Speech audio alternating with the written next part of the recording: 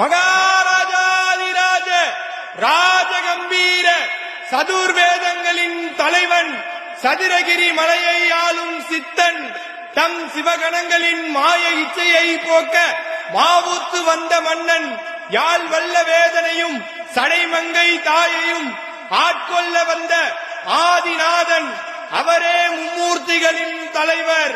படைப்பில் அவருக்கு நிகராக எதுவும் இல்லாதவர்.